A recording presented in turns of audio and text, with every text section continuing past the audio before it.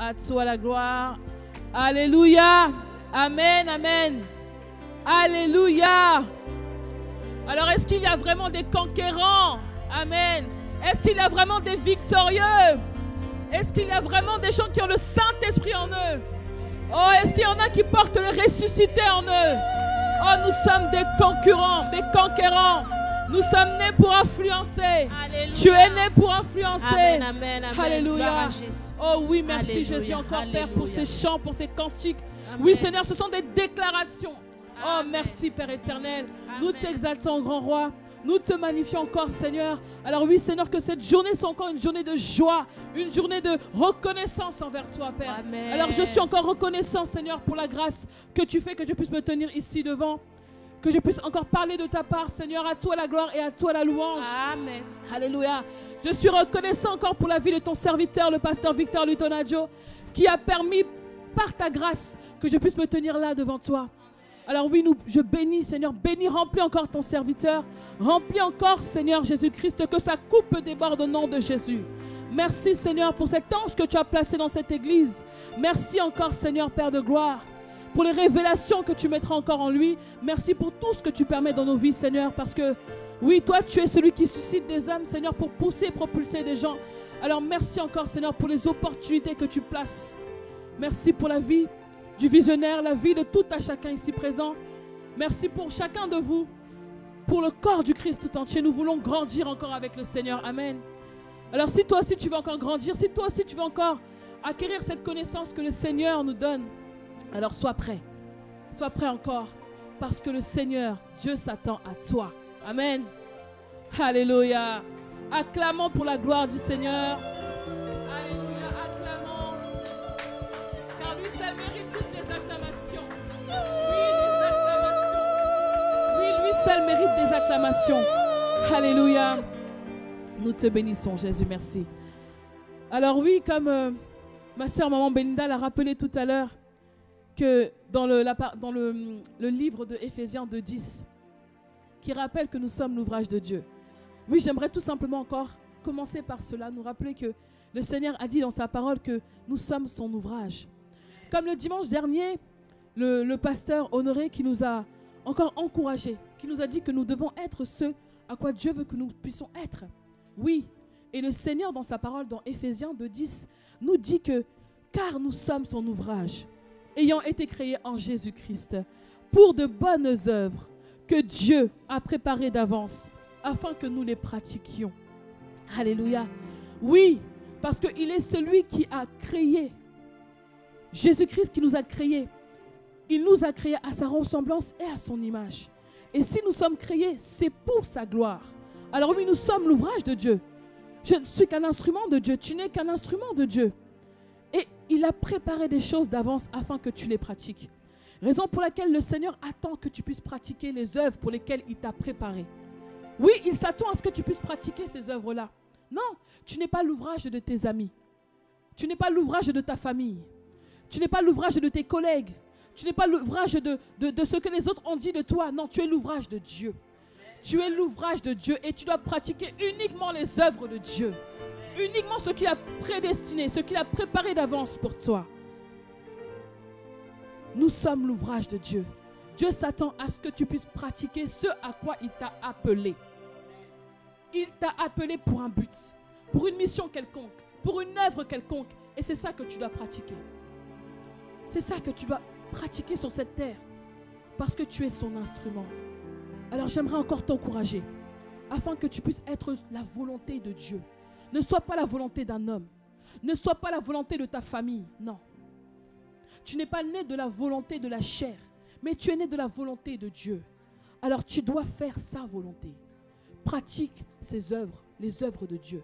Les œuvres à lesquelles Dieu t'a appelé. Alléluia. Alors oui, le Seigneur s'attend à tellement de choses. Parce que c'est un thème que j'ai donné comme ça, qui est très général. Parce que Dieu s'attend à tellement de choses dans notre vie. Mais il s'attend véritablement à ce que tu puisses être son œuvre. C'est pour ça que c'est vraiment un verset qui est clé et qui est tellement important. Parce qu'en réalité, si nous sommes ici, c'est pour sa gloire, pour faire ce à quoi il nous a appelés. Ne pas faire ce que nous voulons seulement faire, non. mais que nous puissions être en parfaite symbiose avec le Seigneur. Que nous puissions véritablement, nous qui avons le Saint-Esprit, lui qui nous conduit, qui nous connaît, qui sonde les profondeurs de Dieu, qui sait pertinemment ce qu'il convient de faire, que nous puissions être vraiment amis, proches du Saint-Esprit, afin de saisir la dimension, saisir là où Dieu veut nous amener, saisir les œuvres que l'Éternel nous a confiées, la mission que Dieu nous a donnée. Alléluia. Oui, le Seigneur veut que nous puissions évoluer, dans notre vie avec le Seigneur, que nous évoluions avec la vie, avec notre marche, évoluer dans notre marche avec le Seigneur, évoluer dans notre communion spirituelle avec le Seigneur. Alléluia. Amen. Que nous puissions évoluer dans notre communion spirituelle, dans notre communion fraternelle, dans notre relation intime avec le Seigneur. Évolue dans ta méditation, évolue dans ta prière, évolue dans tout ce que tu fais. Que tu puisses manifester les œuvres de l'Esprit, que tu puisses évoluer encore dans ce à quoi Dieu t'a donné, l'Esprit qui t'a donné les œuvres, les dons, les talents qu'il t'a donnés. Que tu puisses encore évoluer dans la prière. Si toi hier, tu avais du mal dans la prière, que toi la prière c'était un fardeau par exemple, ou que c'était vraiment difficile, vraiment quand il faut passer à la prière, c'est vraiment chiant pour toi. Évolue. Dieu s'attend à ce que tu puisses encore évoluer, que tu puisses changer, que tu puisses monter dans la prière. Lui, il veut que nous puissions prier sans cesse. Il s'attend à ce que tu puisses évoluer dans la prière. Si pour toi la méditation c'est vraiment quelque chose qui est difficile parce que tu n'aimes pas forcément lire, tu n'aimes pas vraiment lire, tu n'aimes pas rester dans les Écritures, pour toi ça te prend du temps. Le Seigneur s'attend à ce que tu puisses évoluer aussi dans ce domaine.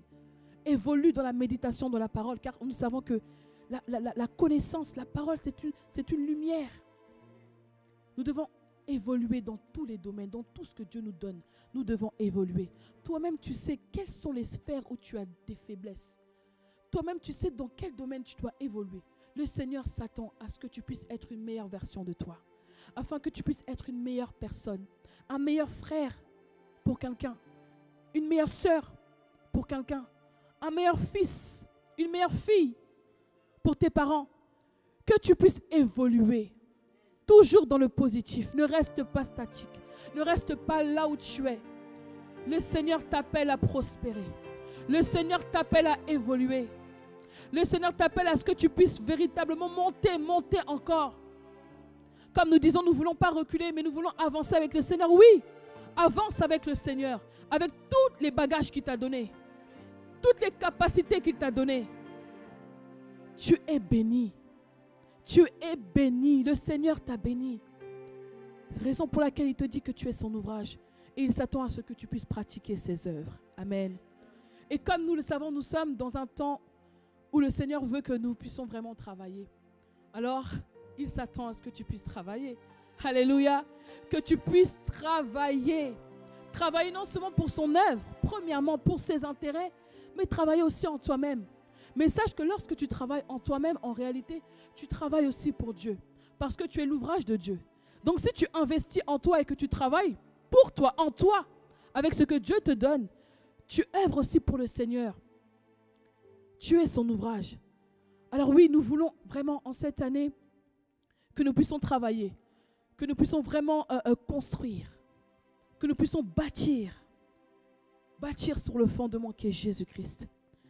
Alors j'aimerais qu'on puisse lire très rapidement le verset dans Luc 6.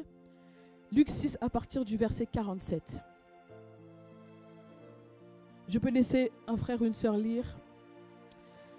Luc 6 à partir du verset 47 jusqu'au verset 49. Amen. Alléluia. Oui, le Seigneur veut encore nous parler. Nous savons que Jésus, il est le fondement par excellence. Lui qui est la pierre angulaire qui avait été rejetée de tous, mais qui est devenue la principale. Alléluia. Jésus-Christ, la pierre principale, celle qu'il faut pour tout fondement. Lorsque tu crées quelque chose, la maison que tu es, que tu construis, tout ce que tu construis, il faut que le fondement soit Jésus. Car Jésus-Christ est le fondement par excellence. Il est la pierre angulaire, la pierre principale qu'il te faut pour construire ta maison. Alors je laisse ma sœur lire. Amen. Luc 6, verset 47. Je lis au nom de Jésus. Amen. Je vous montrerai à qui est semblable tout homme qui vient à moi entend mes paroles et les met en pratique. Il est semblable à un homme qui, bâtissant une maison, a creusé profondément et a posé les fondements sur le roc. Une inondation est venue et le torrent s'est jeté contre cette maison sans pouvoir l'ébranler parce qu'elle était bien bâtie. Mais celui qui entend et ne met pas en pratique est semblable à un homme qui a bâti une maison sur la terre sans fondement. Le torrent s'est jeté contre elle, aussitôt elle est tombée, et la ruine de cette maison en a été grande. Amen.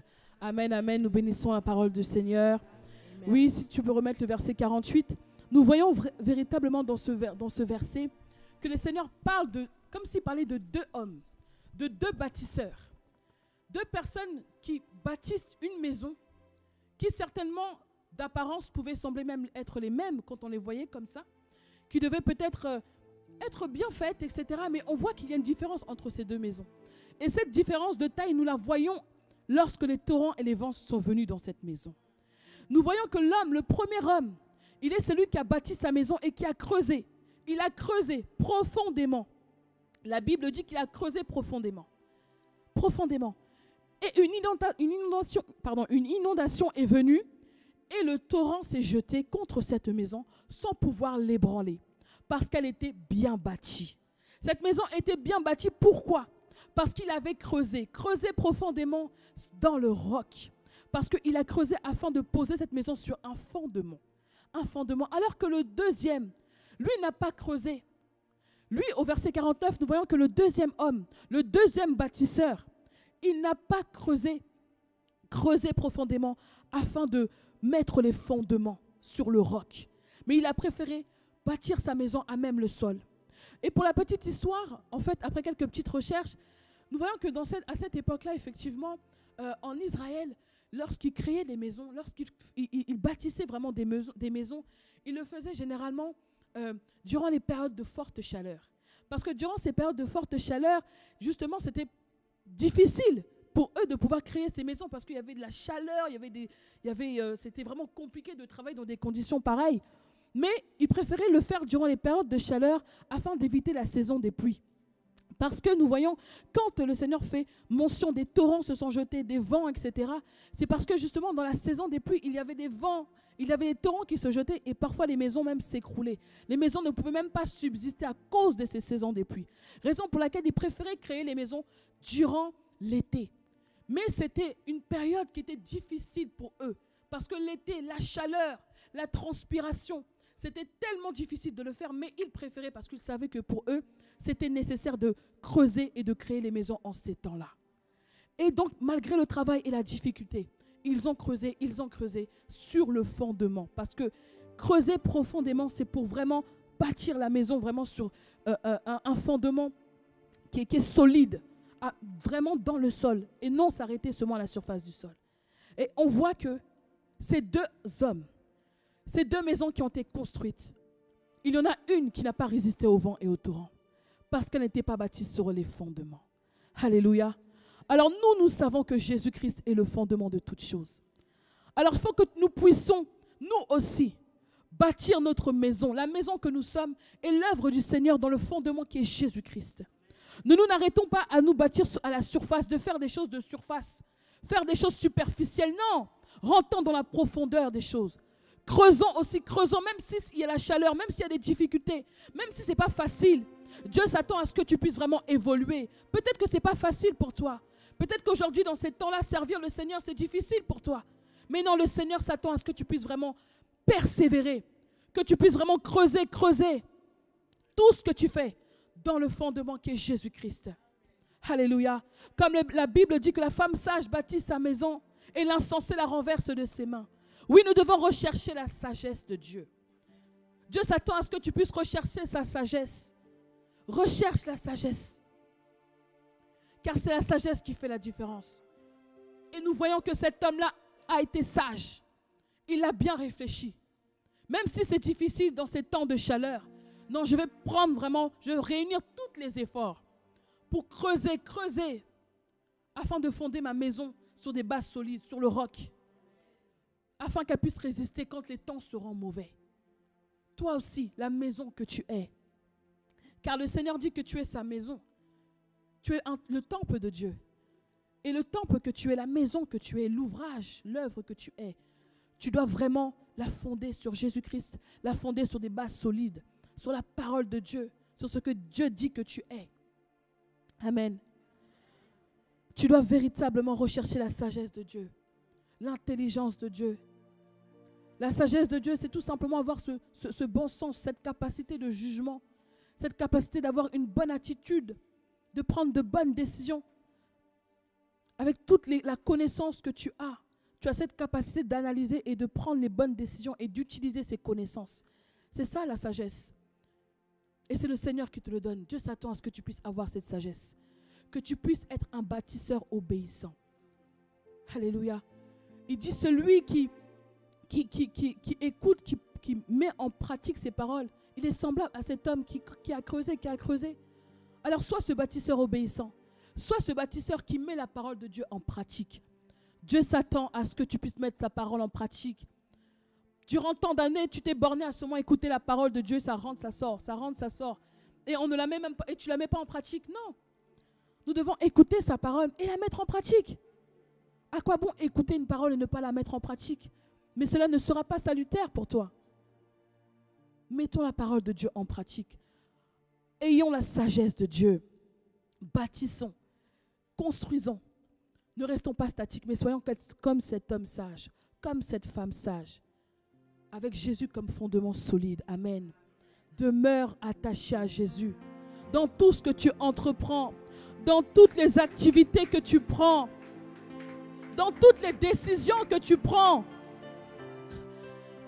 place Jésus en premier. Consulte Jésus. Consulte le Seigneur, parce qu'en réalité, toute décision que tu fais, que tu prends, toute chose que tu fais, tu es l'ouvrage de Dieu, non? Et tu dois pratiquer ses œuvres. Alors comment ne pas prendre d'abord connaissance de ce que Dieu veut? Comment ne pas d'abord consulter Dieu, consulter sa volonté? Mais qu'est-ce qu'il dit de cette décision que je vais prendre? Là où je veux aller, mais que dit Dieu? Sois attentif à ce que l'Esprit de Dieu te dit, car nous avons le Saint-Esprit. Le Saint-Esprit nous convainc. Soyons attentifs à ce que Dieu nous dit au travers de son Esprit, au travers de l'Esprit qu'il a mis en nous. Véritablement, que nous puissions marcher dans la sagesse de Dieu et obéir à sa parole, la mettre en pratique. Aspire à la sagesse de Dieu. Donc Dieu s'attend à ce que tu puisses être sage, afin que tu puisses, et s'attend que tu puisses aussi mettre sa parole en pratique. Amen.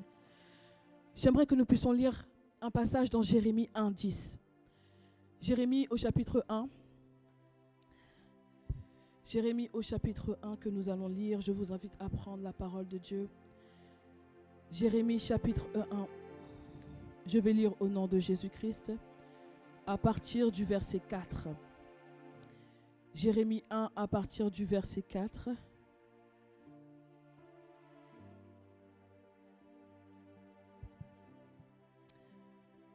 Amen.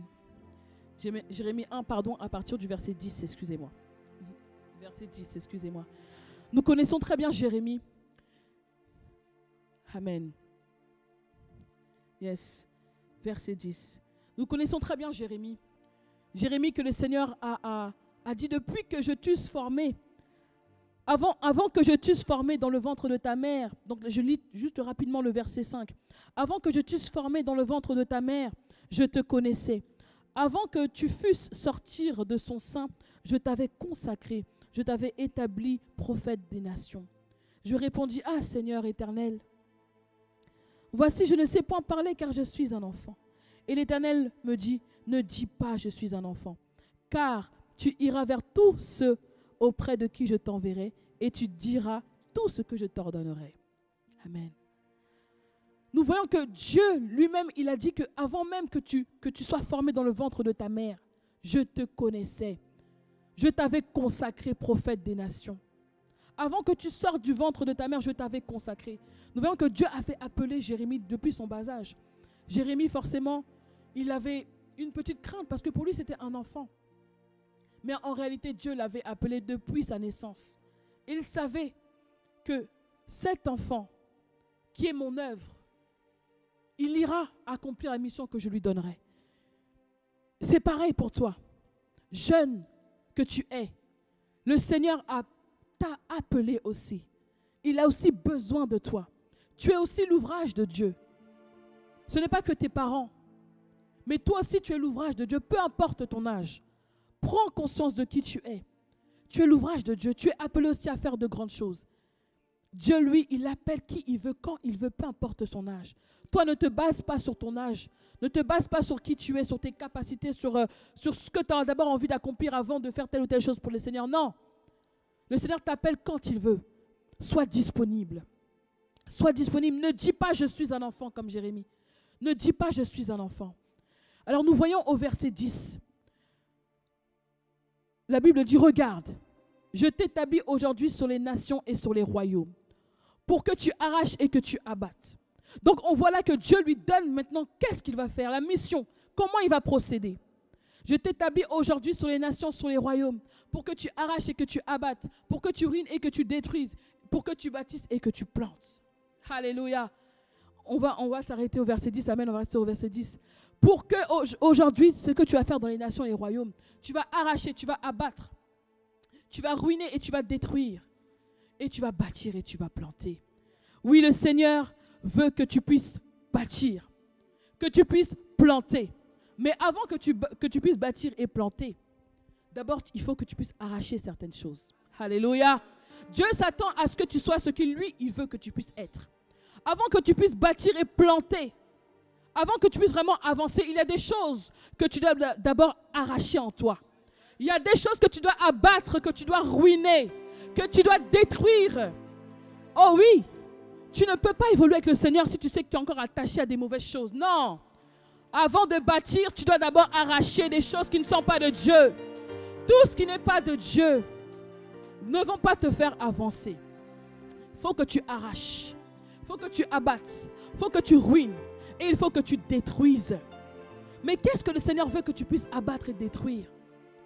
Tout ce qui ne glorifie pas le Seigneur. Toi-même, tu sais. Toi-même, tu te connais. Lorsque tu te regardes dans le miroir et que tu te regardes dans le miroir, dans ta chambre, qu'est-ce que tu te dis? Tu te dis, est-ce que véritablement je suis la fille de Dieu? Est-ce que véritablement je marche dans ses principes? Est-ce que vraiment je suis digne d'être appelé enfant de Dieu? Tu regardes ta vie, tu regardes ce que tu fais. Ce que tu fais dans ta propre vie, ce que tu fais dans la vie des autres. Est-ce que réellement tu es en accord avec Dieu? Si toi-même tu sais qu'il y a des choses pour lesquelles tu n'es pas en accord, c'est le moment pour toi, Dieu s'attend à ce que tu puisses arracher. Que tu puisses détruire ces choses-là. Alléluia. Détruis ce qui n'est pas bon en toi. Le péché qui t'environne, détruis-le, arrache-le, sépare-toi de ce péché-là. Ce qui n'est pas bon, ce qui ne glorifie pas le Seigneur. Dieu s'attend ce matin à ce que tu puisses prendre une décision. Prends cette décision de véritablement changer, de véritablement se repentir. Est-ce que véritablement, lorsque je me regarde, est-ce que vraiment on peut dire que je suis né de nouveau? Non, vraiment, est-ce que je suis né de nouveau avec tout ce que je fais?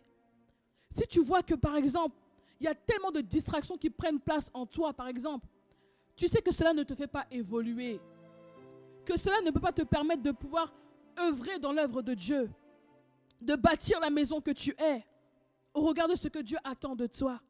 Mais détache-toi de ça. Détache-toi de toute cette distraction qui t'empêche de véritablement être propulsé. Détache-toi de ces choses, de tout ce que Dieu ne veut pas, tout ce que l'ennemi aussi a planté en toi.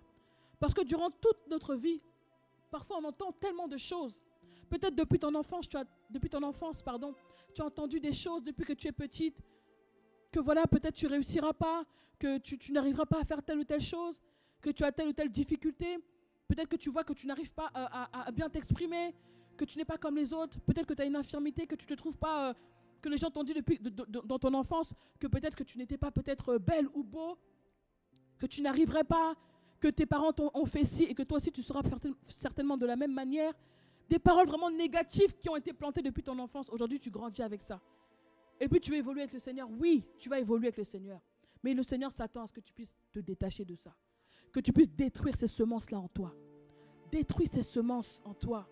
Tout ce que l'ennemi a planté. de négatif.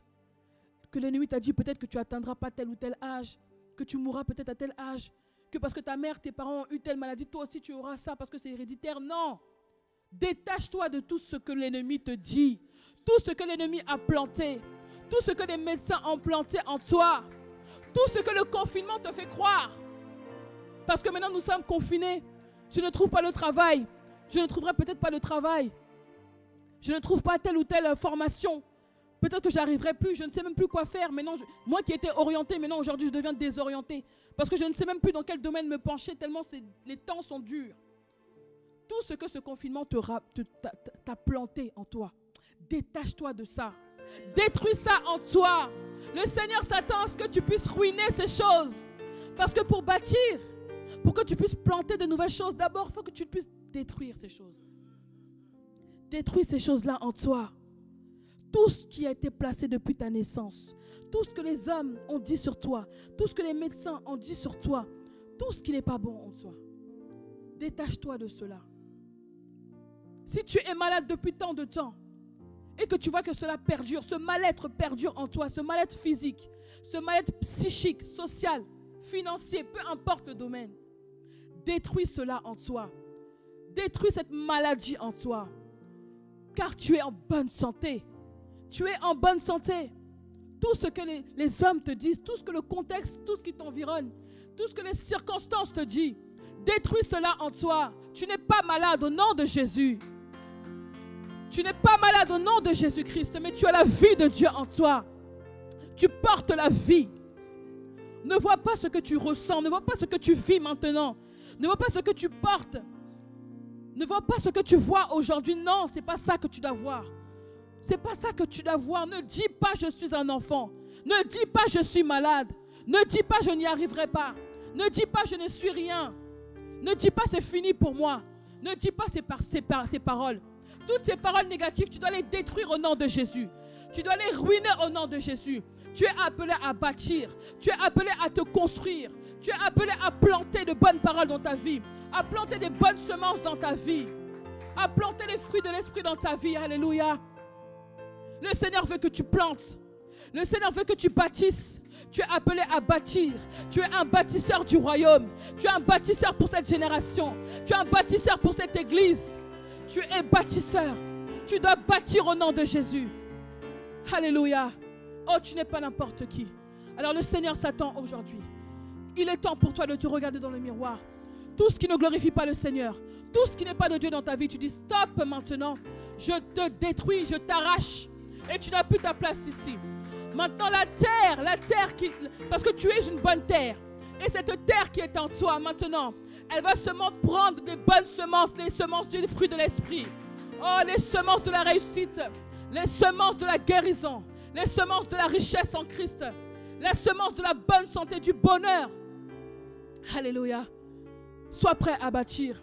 C'est le temps pour toi de travailler en toi, de bâtir et de planter. Alors oui, tu vas planter parce que tu as les capacités. Si cet enfant, Jérémie, ce prophète, que le Seigneur avait appelé, lui a dit que tu vas planter. Mais si lui il se considérait certainement pas capable. Peut-être que toi aussi tu ne te sens pas capable. Tu te dis mais par où je vais commencer? Je suis dans une famille, dans une situation où tellement c'est difficile que j'ai eu des échecs et des échecs et des échecs à répétition. Le temps avance, l'âge avance, mais ce à quoi j'aspire n'arrive toujours pas. Détruis ces pensées. Détruis ces pensées au nom de Jésus-Christ. Tu es l'ouvrage du Seigneur. Toutes choses arrivent au temps convenable. Toutes choses arrivent au temps convenable. Ne t'inquiète de rien. Ne t'inquiète de rien. Ne crains rien. Le Seigneur est à tes côtés. Lui-même, il sait ce qu'il a planifié. Il est le meilleur planificateur. Il est le meilleur planificateur. Avec lui, tu es assuré d'atteindre ta destinée. Reste seulement attaché au fondement qui est Jésus. Reste attaché au véritable roc. Alléluia. Il est temps pour toi de planter. Mais qu'est-ce que tu vas planter? Oui, planter ce que Christ a mis en toi, ce que Christ a dit de toi. Les paroles qu'il a dit de toi. Il a tellement dit de choses. Cette parole de Dieu, il y a tellement de promesses. Il y a tellement de choses qu'il a dites qu'on ne pourra même pas toutes les dire. Mais il a dit tellement de choses dans ta vie Commence tout simplement à planter la parole de Dieu, la parole de vie. La parole de vie. La parole qui délivre. La parole qui délivre. Alléluia. La parole qui restaure. La parole qui redonne la vie. La parole qui redresse les dos courbés. Oh, toi qui marchais peut-être courbé. Mais cette parole qui est en toi, qui est en train de se planter en toi, c'est alors que tu seras redressé au nom de Jésus. Alléluia. Cette parole qui redonne la vigueur. Cette parole qui redonne la vie. Cette parole qui redonne la force. Cette parole qui redonne l'espoir. Cette parole qui donne la paix. Là où il y avait des turbulences dans ta vie, dans ta famille, dans ton couple, dans ce que tu vivais. Oh, il est celui qui apporte la paix. Il a dit, je vous laisse ma paix, je vous donne ma paix. Ce n'est pas la paix que le monde te donne, mais c'est la paix que Jésus te donne. Plante cette parole en toi. Plante la parole de paix. Plante les paroles de vie. Oh, plante toutes ces choses qu'il a mis en toi. Ses capacités, ses talents, ses dons. Tout. Il a dit, tu es supérieur. Il a dit, tu es plus que victorieux. Lui qui t'a aimé, il t'a rendu plus que victorieux. Cette victoire, elle habite en toi. Tu dois la planter en toi. Alléluia. Oui, la vie éternelle. Il t'a donné la vie éternelle. Oui, cette vie éternelle qu'il t'a donnée, tu pourras lire après dans Jean 11, 26. Il t'a donné la vie éternelle. Il t'a donné le salut de ton âme. Il a dit vraiment, si tu crois, toi, toute ta famille, tu seras sauvé. Si tu crois, tu seras sauvé. Si tu demeures en moi, je demeurerai en vous. Cette présence qui est en toi. La maison que tu es habitée par le ressuscité, comme nous l'avons chanté. La maison que tu es habitée par Jésus. Et habitée par Jésus-Christ. Alléluia. Oui, il a dit, quiconque vit et croit en moi ne mourra jamais. Toi qui vis et qui crois en Jésus, tu ne mourras jamais. Tu as la vie éternelle. Qui peut te faire peur encore? Lui qui a dit qu'il est avec toi tous les jours de ta vie, il est là. Ne crains rien, n'aie peur de rien. Je suis à tes côtés, je te rassure. De la même manière que je prends soin des oiseaux dans le ciel, je prends soin de toi. Tu vas avoir peur de qui encore? Plante ces paroles-là en toi. Nous voyons très bien Jésus lui-même. Jésus, quand il a été tenté dans le désert, nous voyons qu'après qu'il a passé 40 jours, 40 nuits de jeûne, de prière, il a été tenté dans le désert par le diable lui-même, par l'ennemi. Et le diable a commencé à lui tenter, à lui poser des questions, lui dire, mais ordonne que ces pierres deviennent des pains. Il a dit, jette-toi de là, tu ordonneras que tes anges puissent te relever. Il lui a dit tellement de paroles. Mais nous voyons que Jésus, comment il a répondu? Jésus connaissait qui il était. Parce qu'en lui, il y avait des paroles qui étaient plantées. Alléluia. En lui, il y avait des paroles de vie. En lui, il y avait la connaissance de qui il était. Il savait ce à quoi s'attendre avec cet ennemi. Mais lui, il était le reflet du Père. Il portait la parole. Il était la parole de Dieu vivante. Et il savait à quoi s'attendre. Alors si toi tu ne plantes pas les bonnes choses dans ta vie, les paroles de Dieu dans ta vie, ce que Dieu a dit dans ta vie, comment face à l'ennemi tu vas pouvoir faire face? Comment tu vas faire face quand les situations se présentent dans ta vie? Comment tu vas pouvoir justement refouler ces paroles? Il faut que tu puisses avoir une parole d'assurance. Une parole qui est bien plus forte que ce que l'ennemi vient te faire croire. Il faut que dans ta maison, que tu puisses planter de bonnes choses. Comme ça, tu sais, demain, si on vient te dire quelque chose, ah mais non, mais là, tel que je te vois, franchement, je ne suis pas sûre que ça va réussir. Hein. Je ne pense pas que tu vas arriver parce que vraiment, les autres personnes n'ont pas réussi. Toi aussi, je pense, non. Ça, c'est ce que toi, tu penses. Mais moi, je suis plus que victorieuse. Alléluia. Mais si tu ne connais pas ça, si tu n'as pas cette assurance de la parole, comment tu vas faire? Comment tu vas faire pour riposter? Face à ce que tu vois, face aux situations qui t'environnent, comment riposter sans connaissance? Tu dois connaître. Et ce que tu connais, tu dois l'utiliser, la mettre en pratique. Plante les paroles de Dieu dans ta vie. Il a dit que tu as le pouvoir de marcher sur les scorpions et sur toute puissance de l'ennemi. Quel ennemi peut te faire frémir? Tu as toute la puissance, tu as le pouvoir en toi. Tu as le pouvoir en toi. Et il faut que tu puisses l'utiliser à bon escient. Quand les situations se présentent, c'est alors que tu utilises ce pouvoir en toi. Si la maladie se présente en toi, tu dis non. Je suis guéri, je suis en pleine santé. Les meurtrissures sont tombées sur Jésus. Il faut que tu puisses connaître la parole de Dieu. Que tu puisses avoir les fruits de l'esprit que le Seigneur te donne. L'amour, la patience, la bienveillance, tout cela doit habiter en toi. Alléluia, pour faire face à des situations. Lorsque tu vois qu'il y a des choses que tu ne peux pas gérer, si tu vois que la haine habite en toi, tu dois te détacher de tout cela. Afin de remplacer la haine, la rancune, la jalousie par l'amour de Dieu.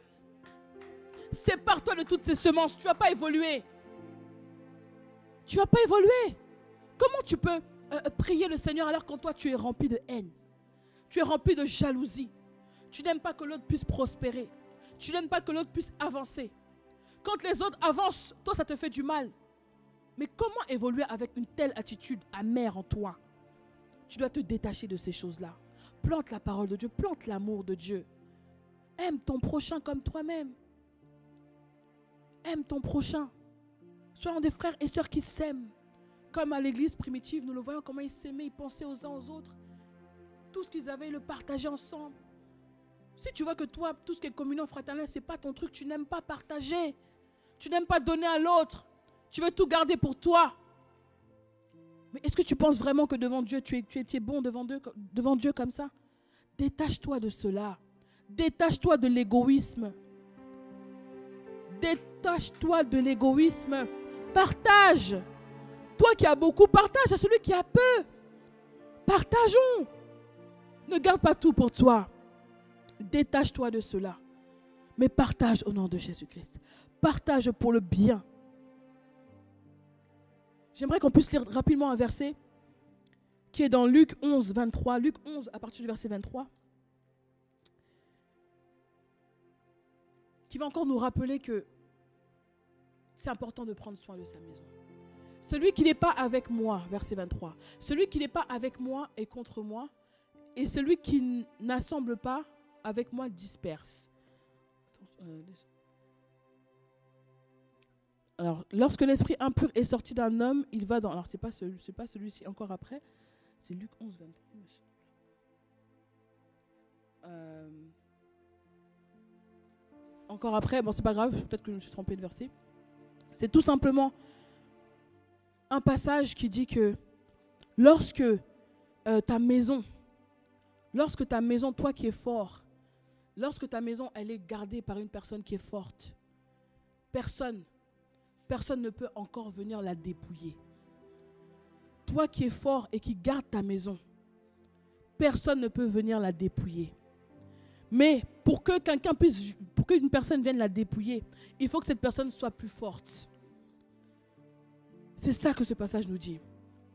Donc ta maison, toi qui es gardée par un homme fort, toi qui es forte, tu gardes ta maison. Tu gardes la maison que tu es. Tu prends soin de ton cœur. Le Seigneur te dit, garde ton cœur plus que toute autre chose. Tu ne laisses pas entrer tout et n'importe quoi dans ton cœur, dans ton âme. Tu prends soin de toi. Tu gardes cette maison par la parole de Dieu. Alléluia, c'est ça, Luc 21. Lorsqu'un homme fort et bien armé garde sa maison, ce qu'il possède est en sûreté. Alléluia. Toi qui gardes ta maison, toi qui gardes ta maison, toi qui es fort et qui es armé, mais tu es armé de quoi? Mais armé des armes du chrétien, de l'armure du chrétien. Le Seigneur t'a donné des armes spirituelles. Alléluia. Avec une arme qui est fatale, qui est l'épée de la parole de l'Esprit. Il t'a donné les armures du chrétien. Lorsque ta maison, elle est gardée par la foi que tu as, par le salut que tu as, par la parole de Dieu qui est en toi, par la connaissance que tu as, par tout ce que Dieu dit que tu es, ta maison est barricadée. Ta maison est bien armée. Et tout ce qui est à l'intérieur, toutes les croyances que tu as, toutes les capacités, les talents que tu as, tout ce que tu possèdes en toi est en sûreté. Et en sûreté. Au verset 22, nous voyons qu'au verset 22, nous voyons le contraire. Nous voyons que pour que cette maison ne soit plus en sûreté, il faut qu'il y ait une personne bien plus forte. S'il n'y a pas une personne plus forte, il n'y aura rien du tout. S'il n'y a pas une personne plus forte, personne ne pourra enlever ce qui est gardé en sûreté. Alléluia. Mais si un plus fort que lui survient et le dompte, il lui enlève toutes les armes dans lesquelles il se confiait et il distribue ses dépouilles. Donc si une personne plus forte que toi, si une parole plus forte que la parole de Dieu que tu as en toi arrive, alors qu'aucune parole n'est plus forte que la parole de Dieu, aucune parole n'est plus puissante. Raison pour laquelle tu dois avoir la parole puissante de Dieu en toi, afin que toute parole qui arrivera, tu sois capable de pouvoir gérer cette parole et de pouvoir être, toi qui es armé, de pouvoir faire face à cette parole. Si un plus fort survient dans cette maison, mais qui est plus fort? Personne dehors est plus fort que toi. Le Seigneur dit que celui qui est en nous est plus fort que ce qui est dans le monde. Celui qui est en toi est plus fort que ce qui est dans le monde. Mais qui est plus fort alors dehors? Qui viendra te menacer? Qui viendra faire mal à la maison que tu es? Qui viendra te rabaisser? Qui viendra te tuer? Qui viendra te faire du mal? Personne. Personne viendra te faire du mal. Parce que ta maison est en sûreté. Parce que tu es un homme fort. Une femme forte et armée par la parole de Dieu. Par les armes de Dieu. Aucune personne forte ne peut venir te rabaisser ou t'intimider. Personne. Tu as la parole de Dieu. Tu es forte en Jésus-Christ. Tu n'es pas n'importe qui. Raison pour laquelle, pour que cette maison soit armée, il faut que tu puisses l'habiter de bonnes choses. De la parole de Dieu. Que tu puisses planter de bonnes choses en toi. C'est alors que ta maison pourra tenir bon. Alléluia. Nous devons véritablement avoir ces armes. La parole de Dieu. Toujours la parole de Dieu. Dieu s'attend. Il s'attend à ce que tu puisses planter et bâtir. Planter et bâtir de bonnes choses, de bonnes œuvres. Des paroles valorisantes. Toi qui avais l'habitude de mal parler de toi, maintenant dis non, je suis béni. Je suis béni. Je suis riche. Même si tu vois que dans ton compte en banque, c'est le découvert toujours. Tu es riche. Tu déclares, je suis riche au nom de Jésus. Oui, j'ai une bonne santé financière au nom de Jésus. Au nom de Jésus, l'argent est à mon service. Au nom de Jésus, tu déclares. Tu dois déclarer dans ta vie. Oui, j'ai un bon travail, j'ai une bonne situation. Oui, je prospère. Je suis en pleine santé. Déclare des bonnes paroles. Les paroles, lorsqu'elles sont détachées, lorsqu'elles sont déclarées, elles produisent des effets. Tu dois les planter en toi. Ce sont comme des semences. Ce sont comme des semences. La Bible dit que quand une parole descend, c'est comme l'eau qui descend du ciel, qui descend sur une terre. Et ensuite, elle germe et elle produit. Cette parole ne peut pas retourner à elle sans avoir produit des effets. Cette parole, quand elle descend dans un cœur, quand ton cœur est fertile, elle doit produire des effets. Amen. Que cette parole produise des effets. Le Seigneur s'attend aussi afin que tu puisses t'occuper de ses intérêts. Comme je disais, effectivement, nous prenons soin de nous. Nous devons œuvrer en nous. Nous devons travailler avec ce que Dieu nous a donné. Mais nous ne devons pas oublier l'œuvre de Dieu. Nous ne devons pas oublier le royaume de Dieu. Ce que le Seigneur veut que nous puissions faire pour son œuvre. Nous ne devons pas oublier ces choses-là. J'aimerais que l'on puisse lire dans Agé au chapitre 1.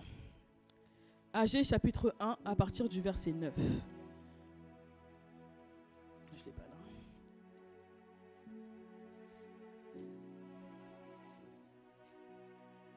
Je ne sais pas si c'est bon. Agé, si quelqu'un a trouvé, vous pouvez lire. C'est bon.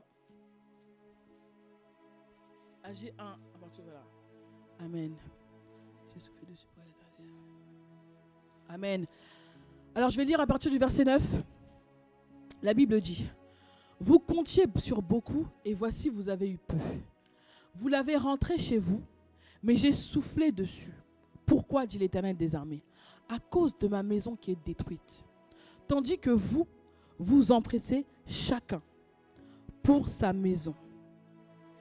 C'est pourquoi les cieux vous ont refusé la rosée et la terre a refusé ses produits. Alors on va s'arrêter là. Je vais relire juste un petit peu. C'était un petit peu plus avant. Je vais relire. Il dit: montez sur la montagne. Montez sur la montagne. Apportez du bois. Verset 8. Okay. Montez sur la montagne. Apportez du bois. Et bâtissez la maison. J'en aurai de la joie et je serai glorifié, dit l'Éternel. En fait, à ce moment-là, c'est l'Éternel qui voulait que ses enfants, que Israël puisse rebâtir en fait. Rebâtir le temple d'Israël. Mais pour eux, ils se disaient, oh non, ce n'est pas encore le temps. Et lui, il leur dit, montez sur la montagne, apportez du bois et bâtissez la maison, j'en aurai de la joie et je serai glorifié, dit l'Éternel. Vous comptiez sur beaucoup et voici, vous avez eu peu. Vous l'avez rentré chez vous, mais j'ai soufflé dessus. Pourquoi, dit l'Éternel des armées? À cause de ma maison qui est détruite. Tandis que vous vous empressez chacun pour sa maison. C'est pourquoi les cieux vous ont refusé la rosée et la terre a refusé ses produits. Le Seigneur veut que nous puissions nous occuper de sa maison, nous occuper de son royaume. On voit que là, il n'était pas content, l'Éternel, parce qu'il dit que vous vous empressez même pas de prendre soin du temple d'Israël, mais vous préférez plutôt prendre soin de vos propres maisons, décorer vos propres maisons. Parfois, nous aussi, nous sommes comme ça. On préfère prendre d'abord soin de chez nous. Si on se focalise d'abord sur la maison, bâtiment. On prend d'abord soin de chez nous, nos décorations, tout le matériel qu'on a envie d'avoir chez nous, on le prend, on l'achète. Mais aujourd'hui, nous sommes dans des temps où nous savons comme nous fonctionnons comme ça, avec des plateformes, etc. Nous avons besoin de matériel, etc. Mais qu'est-ce que tu fais? Qu'est-ce que tu fais pour la maison de Dieu? Est-ce que tu investis?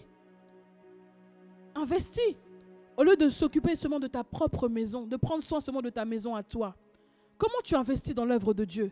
Peut-être que tu peux investir de ton temps, oui. Tu peux investir en achetant peut-être du matériel. Tu peux acheter des choses justement afin qu'on puisse vraiment évoluer dans tout ce que nous faisons. Tu te dis, ah ben voilà, j'aimerais bien acheter tel ou tel matériel. Comme ça nous permettra de faire telle ou telle chose, de diffuser des choses de telle manière. J'aimerais acheter... Il y a tellement de choses que tu pourrais faire.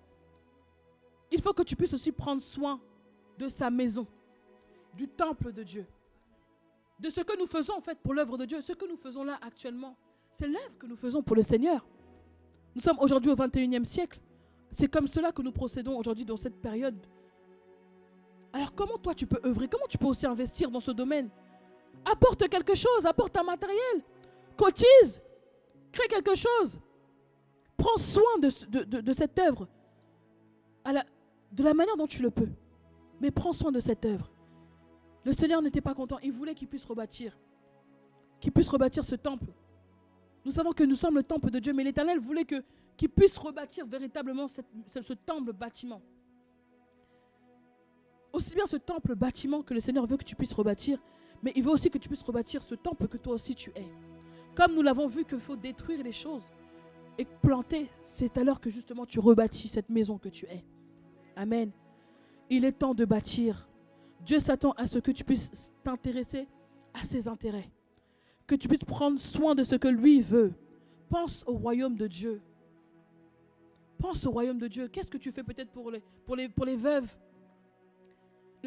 Le Seigneur nous encourage à prendre soin des veuves, à prendre soin des personnes démunies, des personnes qui sont SDF. Qu'est-ce que tu peux faire? Quelle action tu peux faire? Il y a tellement d'actions que tu peux faire pour investir dans l'œuvre de Dieu. Parce que toutes ces choses-là, quand tu le fais à Dieu. Qu'est-ce que tu peux faire? Il y a des actions que tu peux faire. Ceux qui sont dehors, qui souffrent, parfois tu as de la nourriture en masse chez toi. Tu peux aller donner. Donner auprès d'associations, donner auprès de familles que tu connais. Des familles dans le besoin. Tu peux aller leur donner le surplus que tu as.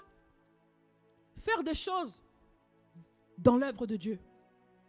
Pour l'œuvre, c'est le faire pour le Seigneur. Les personnes qui sont malades, comment tu investis dans leur vie? Qu'est-ce que tu apportes de bon? Apportons. Faisons prospérer l'œuvre de Dieu. Parce que c'est par ces actions-là aussi qu'il y en a des personnes qui vont justement saisir cet amour fraternel. Et nous qui portons Jésus-Christ, nous portons cet amour. Et nous devons partager cet amour au travers de nos actions. C'est alors que ces personnes-là verront que, ah non, l'amour de Jésus-Christ est réel. Il est réel. Et c'est une œuvre que nous faisons. Et ces personnes, par ce biais-là, pourront rencontrer aussi le Seigneur.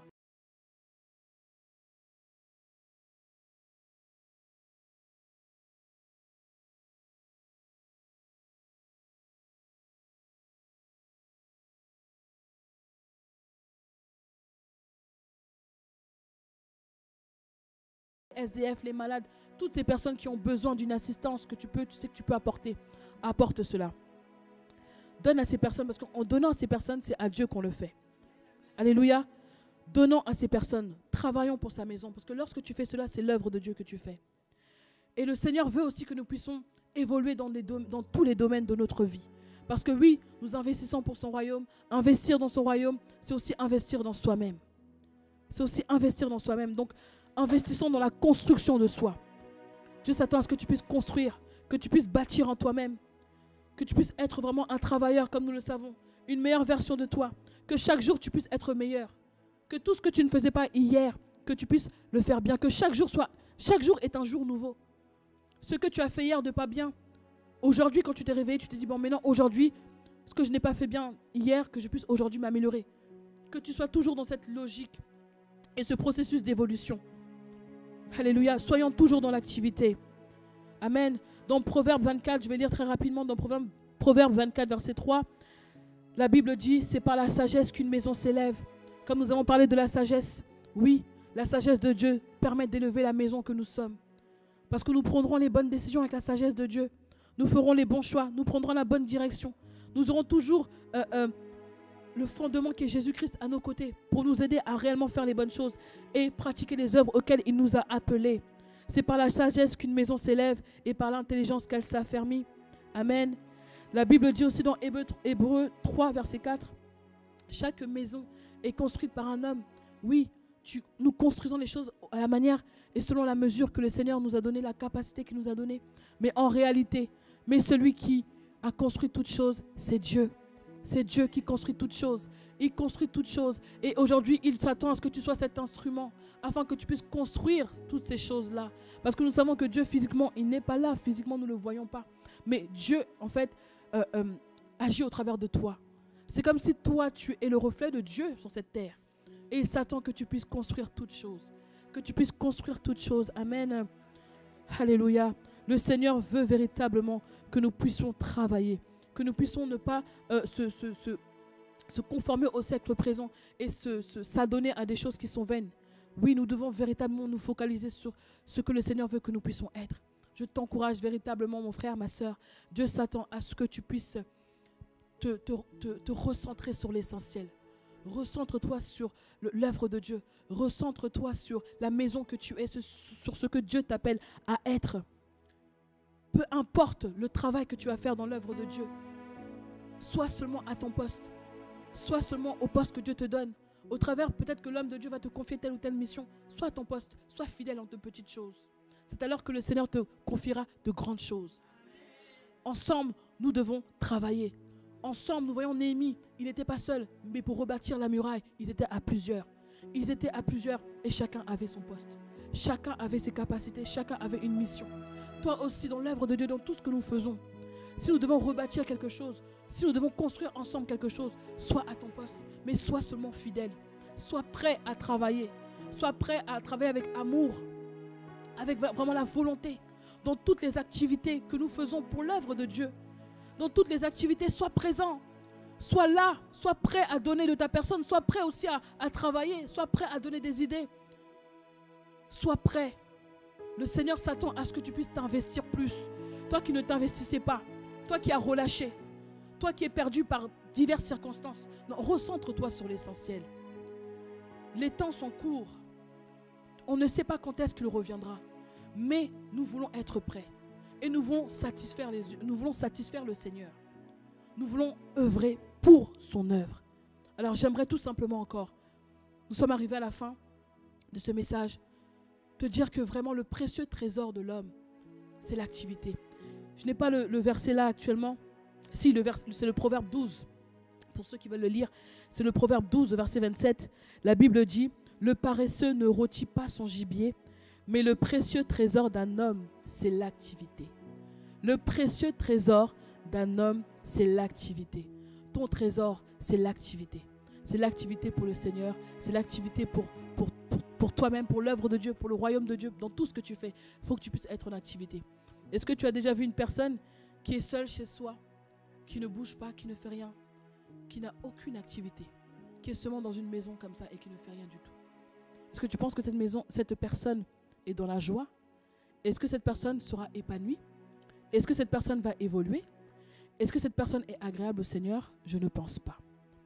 L'activité, est ton trésor. Sois actif.